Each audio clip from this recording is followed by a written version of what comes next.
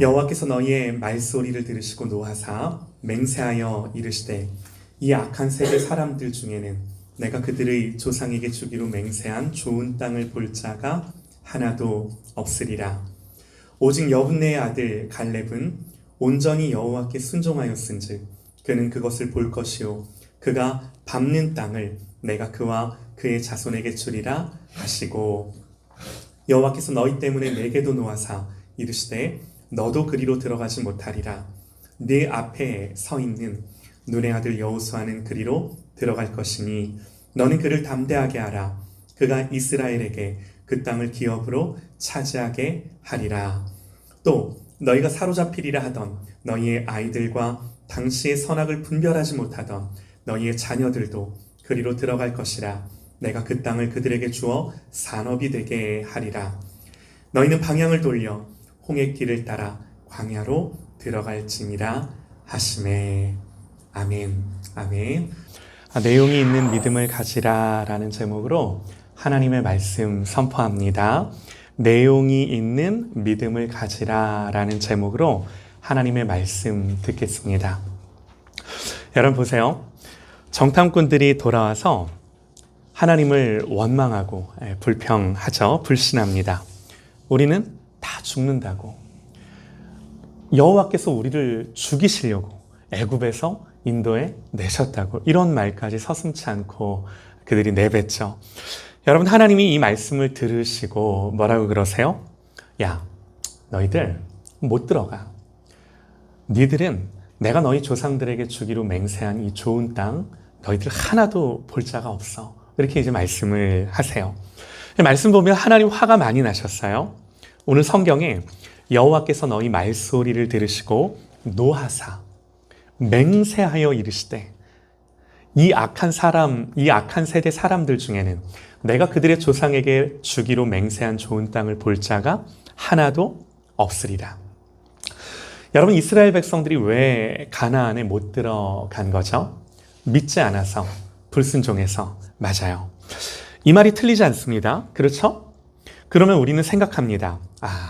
얘네들 믿지 않아서, 불순종해서, 잘 못해서 믿음에 실패하고 넘어져서 이 가나안 땅에 못 들어간 거구나. 맞는 말이에요. 틀리지 않아요. 그런데 여러분, 이 말이 틀리지는 않지만 여기서 이제 우리가 간과하지 말아야 할 것들, 오해하지 말아야 할 사실이 하나 있는데요. 믿음이 없어서 불순종해서 가나안에 못 들어간 거라면, 여러분, 제가 반대로 한번 질문을 드려볼게요. 그러면 반대로 가나안이라는 곳이 잘 믿어서, 잘 순종해서 그것이 원인이 되어 들어가는 곳이든가요?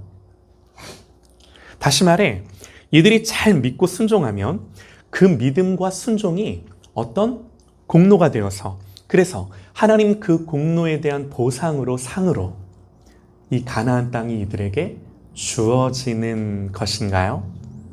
여러분, 어떻게 대답을 하시겠습니까? 목사님, 그건 아니지 않나요? 라고 대답을 하실 거예요. 맞아요. 여러분들 이미 알고 계세요. 가나안은요, 잘 믿고 순종했기 때문에 그 믿음과 순종이 공로가 되어서 그 공로에 대한 보상으로 들어가는 곳이 아닙니다. 하나님이요, 내가 니들 보니까 니들 참 잘 믿었어. 니들 참 잘 순종했어. 내가 상 줄게. 이러고 가나안 땅을 그들에게 허락하시는 게 아니라는 거예요. 가나안 땅에 들어가는 건요, 이들이 잘하고 잘못한 게 있기도 전에 하나님이 그들의 조상에게 준다고 언약하신 거예요. 그러니까 여러분들 보세요. 불신앙과 불순종으로 못 들어가는 건 맞는데, 그렇다고 순종했기 때문에, 잘 믿었기 때문에 그것이 원인이 되어 보상으로 들어가는 곳은 아니다라는 겁니다. 여러분들 아시는 것처럼 이스라엘 백성들이 태어나기도 전이었어요. 이들의 조상인 아브라함에게 하나님 어느 날 나타나셔서 말씀하세요. 그날에 여호와께서 아브라함과 더불어 언약을 세워, 약속하시는 거예요. 언약을 세워 이르시되 내가 이 땅을 애굽 강에서부터 큰 강 유브라데까지 내 자손에게 주노니. 이 하나님의 언약이 근거가 되어 가나안에 들어가는 겁니다. 아니, 아직 태어나지도 않았는데 잘하고 잘못하고가 뭐가 있겠습니까? 하나님이 잘하고 잘못하고 이전에 이미 그들에게 내가 준다고 약속한 거예요. 여러분, 여기서 우리는요, 성경의 큰 주제를 마주하게 되는데요. 바로 우리에 대한 하나님의 주권적인 선택과 은혜예요. 여러분, 한번 생각해 보세요. 우리의 구원의 문제뿐만이 아니라 그야말로 우리의 모든 전 실존에 대해 우리가 우리 자신을 생각할 때, 여러분, 사실 이 사실보다 이 하나님의 주권적인 선택과 은혜가 우리에게 있다라는 이 사실보다 중요한 게 없어요.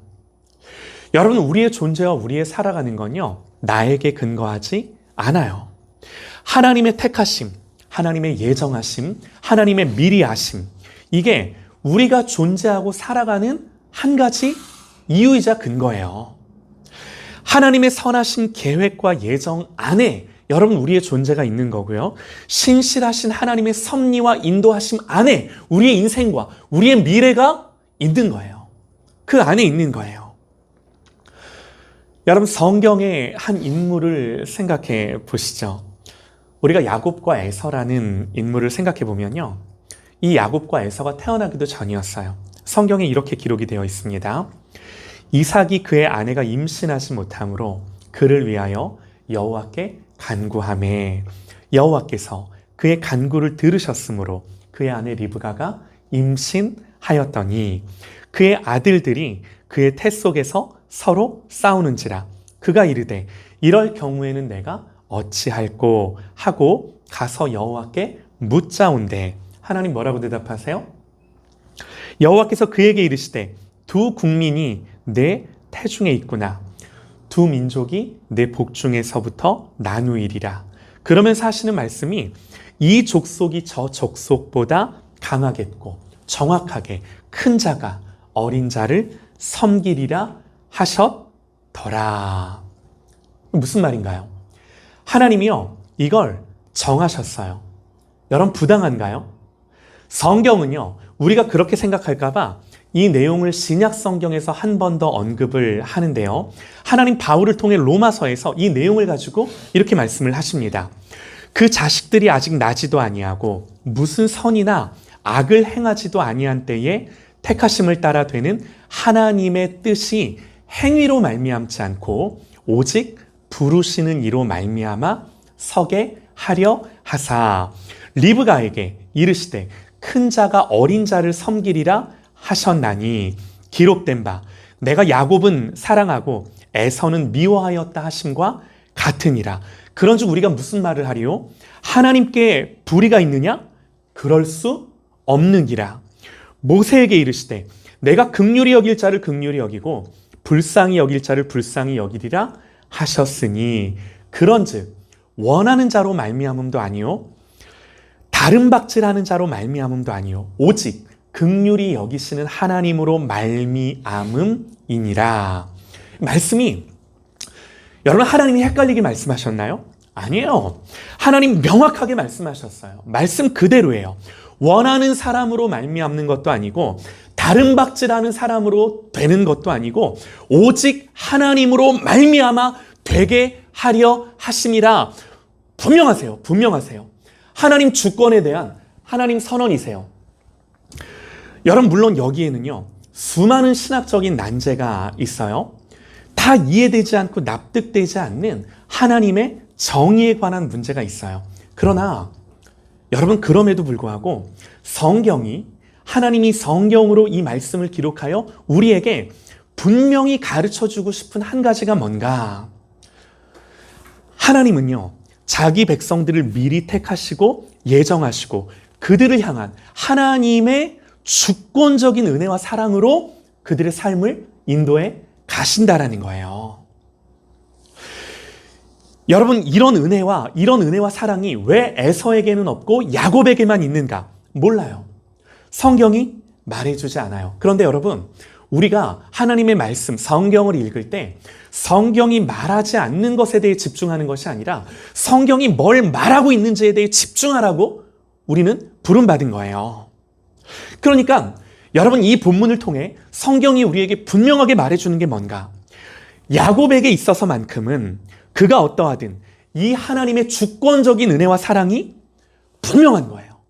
그의 평생에, 그의 인생 내내 이 하나님의 주권과 은혜, 그가 나기도 전에 그가 어떠하든 하나님이 미리 정하시고 아시고 예정하신 그 모든 하나님의 섭리와 이 주권적인 사랑이 그의 인생을 떠나지 않는다라는 거예요. 여러분, 우리가 이 얘기를 조금만 더 해보면요, 성경은요 하나님의 사랑을 감정적인 사랑이라고 말하지 않아요.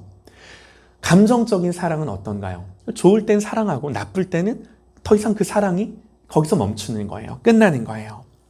성경은요 하나님의 사랑을 감정적인 사랑이 아니라 언약적인 사랑이다 그러는데, 구약 성경에 이 말이 많이 나와요. 헤세드라는 그런 말이에요. 하나님이 야곱을 사랑하시기로 결정하시고 뭐 하셨어요? 약속해 주셨어요. 언약해 주셨어요. 아까 제가 읽어드린 말씀들이 그 말씀이에요. 하나님은요 야곱이 태어나기도 전에 내가 너를 사랑할 거야 약속하시고 야곱을 그렇게 사랑하셨어요. 이게 성경의 내용이에요. 우리가요 이 언약적인 사랑을 생각할 수 있는 좋은 예가 결혼식이에요. 결혼할 때 부부가 서로 서약합니다.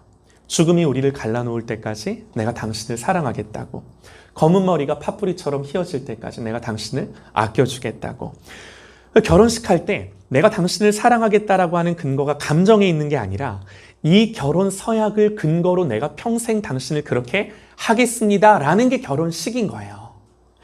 여러분, 하나님이 우리를 사랑하시는데 마치 결혼 서약하시는 것처럼 우리에게 약속을 주시고 우리가 어떠하든 변함없이 하나님이 우리를 그렇게 끝까지 사랑하시는 것이 하나님의 사랑인 거예요.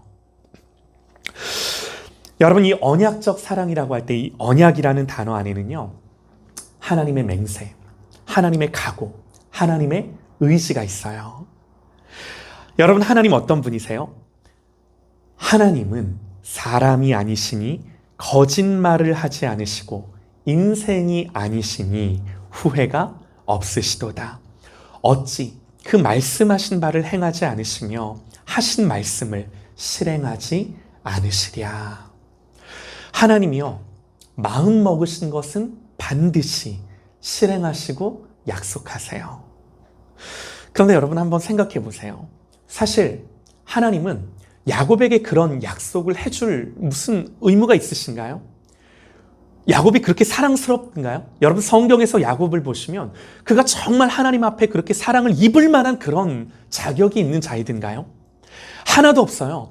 하나님이 야곱에게 무슨 빚을 진 것도 아닌데, 그러나 여러분, 성경을 보면요 하나님은 마치 야곱에게 빚을 갚아야 하는 것처럼, 그런 의무가 있으신 것처럼 당신의 말에 책임을 지시고 끝까지 야곱을 찾아가셔서 내가 너를 사랑하기로 마음먹고 결정했고 약속했으니 그렇게 하시는 거예요. 평생을. 문제는 이런 거죠. 그렇게 하나님 사랑하시지만 아버지 속이고 형 속이고 못된 짓 나쁜 짓 골라하고 자기 주장과 자기 고집으로 평생을 살아요. 여러분, 야곱이요 창세기 25장에서 태어나요. 그리고 야곱이 언제 죽죠? 창세기 49장에서 죽어요. 창세기가 모두 50장까지 있는데 야곱이 창세기 25장에서 태어나 창세기 49장에 죽는다라고 한다면 이 창세기의 절반, 조금 과장해서 말씀을 드리면 이 창세기의 절반이 누구의 이야기예요? 야곱의 이야기예요. 여러분, 성경은요 왜 이렇게 많은 지면을 할애하여 야곱이라는 한 인생을 다루는가? 다른 거 없어요. 하나님이 어떻게 당신이 하신 그 언약을 이루시기 위해 그의 인생을 추적하시고 따라가시며, 그가 아무리 하나님으로부터 도망치려 하여도 어떻게 그를 추적하시고 따라가시며 끝까지 결국에는 하나님이 그를 사랑하시겠다라고 하는 그 약속을 이루고야 마시는가 하는 것이 창세기의 절반에 걸쳐 기록되어 있는 거예요. 그렇게 때문에 그래서 많은 지면이 할애하며 하나님은 그의 인생을 어떻게 찾아가시고 개입하셨는지에 대해 가르쳐 주는 거예요. 하나님이 과연 그 약속처럼 어떻게 그렇게 신실하게 그의 인생에 개입하시고 추적하시고 인도해 가셨는가? 하나님의 주권과 은혜가 그의 인생 속에 어떻게 풀어졌는가? 아무리 그가 하나님으로부터 범죄하고 하나님이 아무리 말씀하셔도 돌아오지 않고 고쳐지지 않고 마치 그의 인생을 보면 평생을 하나님과 평행선을 긋는 듯 살아가는 것 같아요. 그러나 그럼에도 불구하고 하나님은 어떻게 그의 인생을 변화시켜 가시는가? 이 하나님의 열심과 하나님의 노력이 뭔가? 이게 창세기 25장부터 49장 야곱이 죽을 때까지 그 한 인생을 다루시는 하나님의 열심과 이 하나님의 의지와 하나님의 각오에 대한 이 내용들이 성경에 기록되어 있는 거예요. 자, 여러분 다시 오늘 본문 말씀으로 돌아와서요. 보세요. 이스라엘의 원망과 불신으로 인해 하나님 말씀하세요. 노하시면서 화가 나셔서 야, 너희들 들어갈 수 없어. 이 악한 세대 중에는 내가 너희 조상들에게 말씀하신 좋은 땅을 볼 자가 하나도 없어. 분명히 말씀하십니다. 오늘 본문 말씀을 다시 한번 보시면요.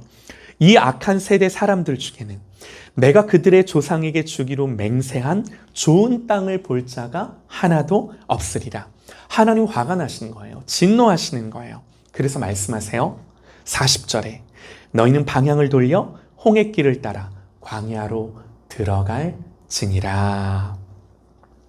가나안 땅을 목전에 두고도 하나님이 주겠다고 약속한 땅이지만 그들이 받지 못하고 어떻게 해요? 다시 걸음을 돌려 광야로 들어가는 이스라엘의 모습을 우리가 볼 수 있는 거죠. 자, 그러면 여러분 여기서 우리가 잘 생각해 봐야 하는 게 여러분 그렇다면 지금 이 가나안에 들어가지 못하고 다시금 발길을 돌려 광야로 들어가는 것이 하나님이 진노하시고 화가 나셔서 지금 이 이스라엘 백성들에게 벌을 주시는 건가요? 하나님 지금 화가 나셔서 벌을 주시려고 야, 니들 하나도 못 들어가. 진노하여 맹세하여 이르시되 내가 너희들 조상들에게 약속한 이 좋은 땅 하나도 못 봐. 이렇게 말씀하시면서 너희들 다시금 걸음을 돌려 광야로 들어가라고. 여러분 이게요. 지금 하나님이 화가 나셔서 벌 주시려고 형벌로서 이들에게 광야를 다시금 주시는 건가요? 이게 아니라는 거예요. 성경은 이 말씀을 하고 있지 않다라는 거예요. 왜 그렇죠? 여러분 아까 말씀드렸습니다. 가나안은요 보상이 아니라고 말씀을 드렸습니다. 잘해서 순종해서 잘 믿어서 그것 때문에 들어가는 곳이 아니다라고 말씀을 분명히 드렸습니다. 그게 아니에요. 잘하고 못하고 이전에 하나님이 그들의 조상들에게 이미 언약하시고 태어나기도 전에 약속해 주신 땅이기 때문에 그들이 들어가는 거예요. 여러분 이게요 마치 우리의 구원과도 같아요. 우리의 구원이 보상이 아닌 것처럼 이들은요 가나안은요 이들이 태어나기도 전에 뭘 잘하고 잘못하고가 있기도 전에 이들의 조상인 아브라함에게 일방적으로 약속하셨기 때문에 하나님이 하나님 편에서 얘네들이 어떠하든 하나님 편에서 그 약속을 신실하게 이들에게 이루시는 거예요. 이게 하나님이세요. 다만 여러분 지금 이들에게 이 하나님의 언약이 이루어질 수 없는 결정적인 이유가 뭔가요? 마치 이런 거예요. 하나님이 무더운 여름날 수영장을 허락하셔서 마음껏 수영하게 하시려고 물속에 들이밀고 싶은데 문제가 뭐예요? 수영을 못하는 거예요. 이들이 수영할 실력이 없는 거예요. 그래서 하나님 어떻게 하세요? 수영부터 가르치세요. 수영하기 전에 팔 벌려 높이 뛰기부터 시작시키시는 거예요. 아니, 하나님, 왜 이 더운 여름날 나에게 팔 벌려 높이 뛰기 시키시냐고. 여러분, 우리는 그렇게 다 하나님께 반문하죠. 이게 뭐예요? 이게 광야예요. 이게 광야예요. 사랑하는 여러분, 이제 여기서 말씀을 드리고 싶은 게, 여러분, 이게 성경의 내용이에요. 복음이에요. 우리를 향한 하나님의 복음이에요. 정말 기쁜 소식이에요. 이게 성경의 내용이에요. 그러니까 하나님이 우리에게 광야를 허락하실 때도 이 광야를 허락하심에는 형용할 수 없는 하나님의 은혜와 사랑, 하나님의 언약, 이미 우리를 택하시고 우리를 향한 변할 수 없는 포기되어질 수 없는 그 하나님의 사랑이 광야에 녹아져 있는 거예요. 녹아져 있는 거예요. 우리가 아니라고 말할 수 있나요? 이 은혜와 사랑은요, 절대로 실패할 수 없고, 우리가 광야를 지날 때에도, 척박한 땅을 살아갈 때에도 하나님의 은혜가 모자라지 않는 거예요. 설령 우리의 불순종과 우리의 불신앙으로 하나님이 우리에 대해 진노하는 그 순간조차도 중요한 게 뭐예요? 하나님은 그 진노대로 우리를 처분하지 않으세요. 이게 성경의 메시지예요. 그 진노대로 우리를 처분하지 않으세요. 그 진노가 누구에게 쏟아져요? 자기 아들에게 쏟아져요. 그 모든 심판과 정죄가 나에게가 아니라, 우리에게가 아니라 하나님의 아들 예수 그리스도에게 다 쏟으세요. 이게 하나님이세요. 성경이 말하는 하나님이세요. 여러분, 그래서 시편 말씀을 보면요, 이 출애굽 역사에 나타난 하나님의 사랑을 노래하는데, 시편 103편이에요. 이렇게 노래를 합니다. 잘 한번 들어보셔요. 그의 행위를 모세에게, 그의 행사를 이스라엘 자손에게 알리셨도다. 하나님이 당신의 행위, 당신이 무슨 일을 하셨는지 모세와 이스라엘 자손에게 다 알리셨대요. 어떻게 알리셨는가? 여호와는 긍휼이 많으시고 은혜로우시며 노하기를 더디하시고 인자하심이 풍부하시도다. 자주 경책하지 아니하시며 노를 영원히 품지 아니하시리로다. 우리의 죄를 따라 우리를 처벌하지는 아니하시며 우리의 죄악을 따라 우리에게 그대로 갚지는 아니하였으되 이는 하늘이 땅에서 높음 같이 그를 경외하는 자에게 그의 인자하심이 크심이로다. 동이 서에서 먼 것 같이 우리의 죄과를 멀리 옮기셨으며 아버지가 자식을 긍휼히 여김같이 여호와께서는 자기를 경외하는 자를 긍휼히 여기시나니 이는 그가 우리의 체질을 아시며 우리가 단지 먼지뿐임을 기억하심이로다. 이걸 누가 아신다고요? 하나님이 아신다고요. 우리에 대해. 사랑하는 여러분, 중요한 결론이 있는데요. 그러면 여러분, 그리스도인은 어떤 사람인가? 그리스도인은 어떤 사람이죠? 한마디로 이 하나님이 누구시며 우리를 위해 무슨 일을 하셨는지에 대한, 이 신앙에 대한, 믿음에 대한 내용을 가진 사람이 그리스도인이에요. 이게 그리스도인이에요. 하나님이 우리를 어떻게 택하시고 예정하시고 사랑하기로 마음먹으셔서 어떤 대가를 지불하시면서까지 우리를 끝까지 사랑하셨는지에 대한, 이 진리에 대한 내용을 갖고 하나님 앞에 사는 사람이 그리스도인이에요. 이해가 되실까요? 그러면 여러분, 자명한 게 뭐냐면, 이런 하나님의 진리, 이런 하나님의 복음을 믿는다라고 한다면, 이걸 믿음의 내용으로 갖고 산다라고 한다면 그리스도인이 어떤 삶을 살아야 하는지에 대한 건 자명한 거예요. 여러분, 여기서 순종이 나오고요. 여기서 사명도 나오고요. 여기서 내가 하나님 앞에 어떻게 온전히 주님을 쫓아 살 것인가, 여기서부터 결정되는 거예요. 하나님 앞에서 그가 어떤 구원으로 우리를 구원하셨는지를 알고 이제는 마땅히 구원받았기에 하나님이 거듭남으로 나에게 말씀해 주셨고 이 진리를 깨닫게 하셨기에 마땅히 내 속에서부터 자원하는 믿음과 의지적인 순종으로 살아야 하는 것이 마땅한 거예요. 여기서부터 나오는 거예요. 하나님 앞에 이런 하나님을 기뻐하며 이 하나님을 즐거워하며 더 하나님을 알아가며 하나님이 나에게 누구신지로 인해 힘이 나며 능이 나며 소망 중에 하나님을 예배하는 것. 여러분, 이게 당연한 거예요. 마땅한 거예요.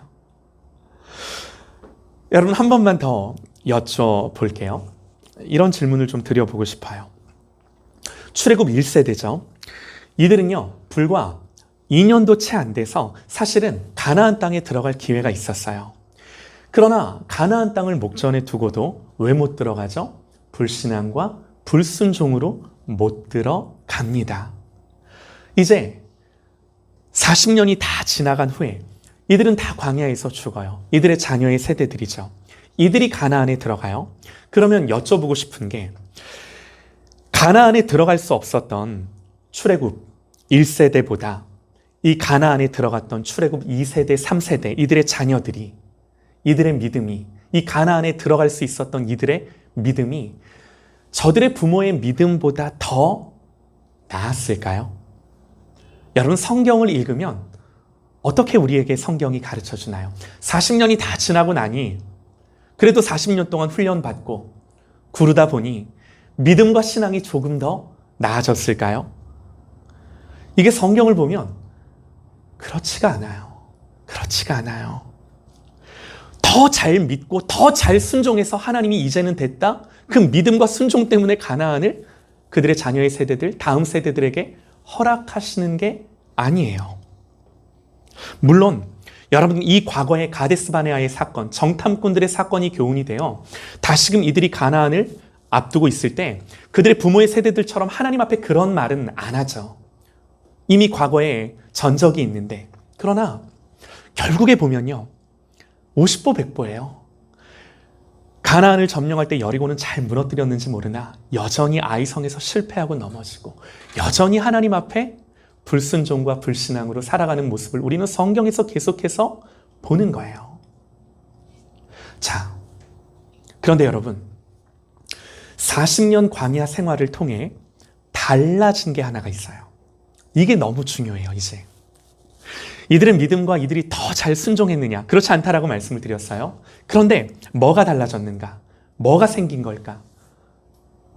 40년 광야를 살면서 신앙의 내용이 생겼어요.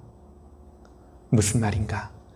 40년 동안 이 광야의 삶을 보면요, 여전히 이스라엘 백성들은 원망과 불신 속에 살아요. 그리고 실패하고 넘어지는 일들을 반복해요. 근데 이 40년 광야를 통해 깨닫는 게 뭐냐면, 하나님은 그럼에도 불구하고 끝까지 포기하지 않으시고 오늘 말씀처럼 니들은 못 들어가, 그러나 니들의 자녀들, 어린아이들, 그리고 여호수아와 갈렙 들어갈 거야.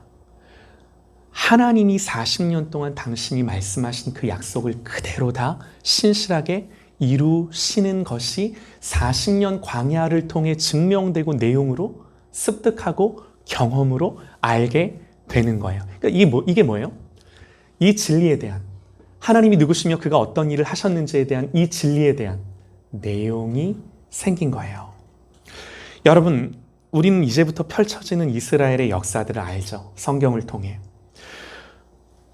우리 어린이들 집에서 이제 구약 성경을 계속 읽고 있는데, 사무엘 상하, 사사기, 열왕기 상하, 이스라엘의 역사가 계속되는 동안 어때? 계속해서 이스라엘은 하나님 앞에 범죄하고 넘어지기를 반복하고, 그러나 중요한 게 뭐야? 돌아와야 하고 돌이킬 수 있는 근거가 있어. 그게 뭐야? 출애굽의 하나님. 하나님 누구시며 우리가 누구인지를 망각했다가도 다시 기억해낼 수 있는 이 복음이, 이 신앙의 내용이 그들의 뼛속에 새겨져 있고 그들의 역사 속에 지워지지 않게 하나님이 새겨 놓으신 거예요. 이게 하나님의 구원이에요. 사랑하는 여러분, 그렇다면 하나님이 우리의 인생 속에 결국 우리의 한 평생을 통해 우리의 인생 가운데 하고자 하시는 일이 무엇이겠습니까? 다른 거 아니에요. 이거예요. 하나님 우리의 인생을 통해 하나님 누구시며 그분이 우리에 대해 무슨 일을, 어떤 행사를 어떻게 하셨는지에 대한 것을 알고 결국 하나님 나라 갈 때에 할 수 있는 유일한 고백 하나가 뭐예요? 하나님이 다 하신 거예요. 오직 예수가 아니면 없는 거예요. 이 고백 하나로 우리는 하나님 나라 가는 거예요. 평생 이걸 깨닫고 이걸 경험하며 살아가는 거예요. 여러분, 이제 이들은 광야를 살아야 합니다. 하나님 말씀하세요. 너희는 방향을 돌려 홍해길을 따라 광야로 들어갈지니라. 여러분, 이 광야에서 이들은 뭘 해야 하나요? 믿음의 내용을 만들어야 합니다. 중요한 거예요. 신앙의 내용과 믿음을 배워야 합니다. 하나님 누구시며 자기들이 누구인지를 알아야 합니다.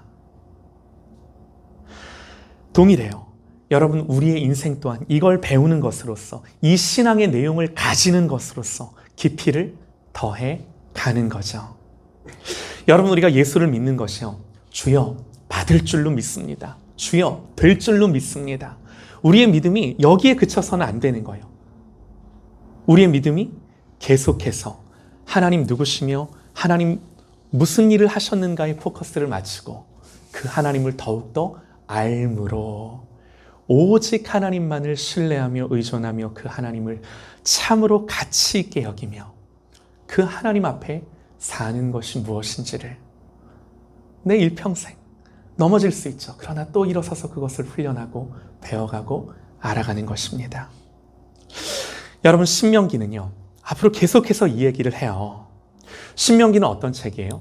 이제 가나안을 앞두고 어떻게 그 가나안 땅을 정복해야 되는지, 그 가나안을 정복할 세대들을 향해 주시는 하나님의 말씀인데, 단 한 번도 어떻게 니들이 용감하게 싸워야 되는지, 어떤 전략과 어떤 무기를 가지고 싸워서 그 땅을 정복할 것인지에 대해 하나도 말씀하지 않으세요. 오직 하나, 너희들이 그 땅에 들어가서 어떻게 살아야 되는지에 대한 걸 말씀하시는데, 어떻게 살아야 되느냐 하는 중요한 동기가 뭐예요? 하나님 누구시며 니들이 누구냐 하는 거예요.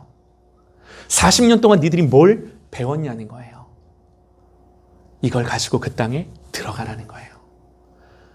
이게 뭐예요? 오늘 말씀의 제목처럼 믿음의 내용을 갖고 그 믿음의 내용을 더하며 깊이를 더해가며 우리가 이 땅을 살아가는 것입니다. 살아가는 여러분, 모든 순간 하나님 앞에 믿음과 순종이 무엇인지를 배우며 하나님의 하나님 되심을 믿음의 내용으로 갖고 사는 그런 저와 여러분 되시기를 주님의 이름으로 축원합니다. 할렐루야! 아멘!